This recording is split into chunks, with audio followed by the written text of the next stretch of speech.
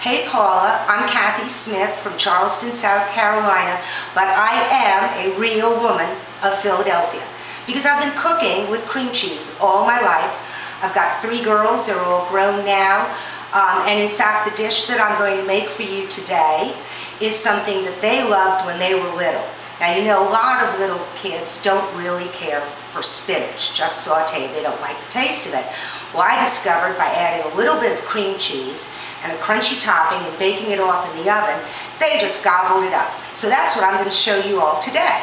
So, in my skillet, I started by melting 2 tablespoons of butter and then sauteing 1/3 cup of chopped shallots. And I've already done that, as you can see.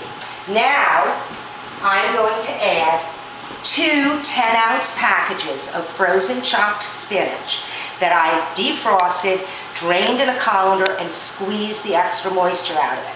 So I'm going to add that to the skillet right now. And I'm going to turn the heat up just a bit. And I'm just going to stir this around and break up the spinach and get it all mixed in with the shallots and the butter. Now the next thing that I'm going to do is add 4 ounces or half a brick of cream cheese. And this is going to cook in with the spinach.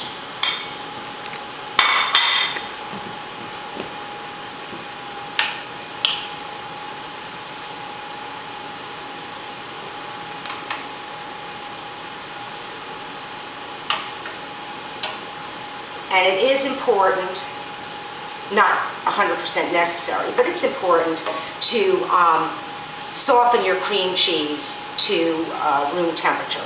It just makes it a little bit easier to work with in the skillet.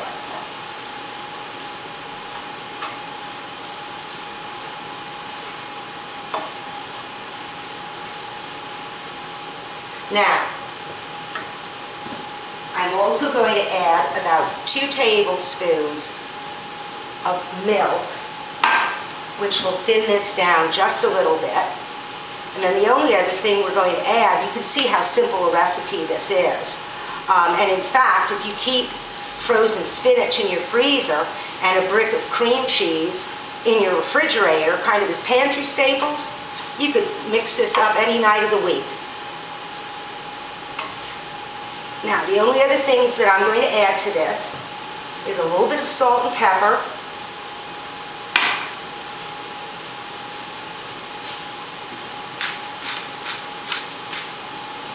and about 1/4 teaspoon of fresh nutmeg. If you don't have fresh nutmeg, you can use the regular. I think the fresh nutmeg has a nicer kind of a perfume to it.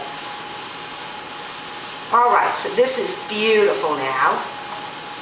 So I'm going to turn the heat off, and I'm going to take my casserole dish that I have here,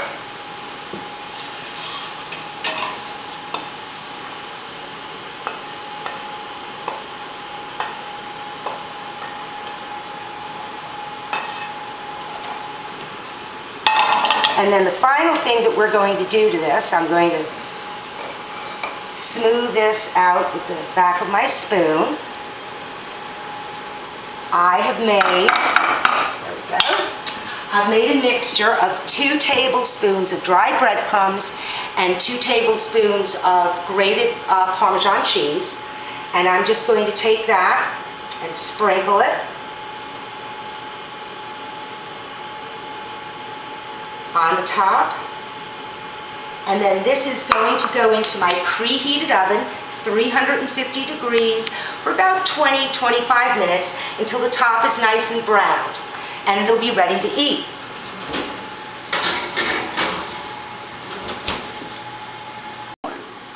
Okay, our spinach gratin's been in the oven for 20 minutes, so I'm going to take it out now.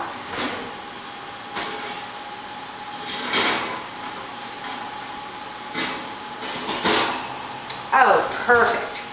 As you can see, It's browned up nicely. The Parmesan cheese and breadcrumbs have given it this wonderful little crunchy topping. So I'm just going to serve myself a little bit so we can see how it tastes. Ooh, I think I'm going to have to let that cool down just a tad because you can see the steam rising out of it. Cream cheese is one of those interesting ingredients. You can use it in so many dishes. Of course, that's why you're having the competition like this with side dishes and appetizers and desserts, main dishes. It is just really one of the most versatile foods. It's such a nice, mild cheese that you can use it as a background flavor in so many different things. I think this has cooled off enough now. Let's just see how this tastes.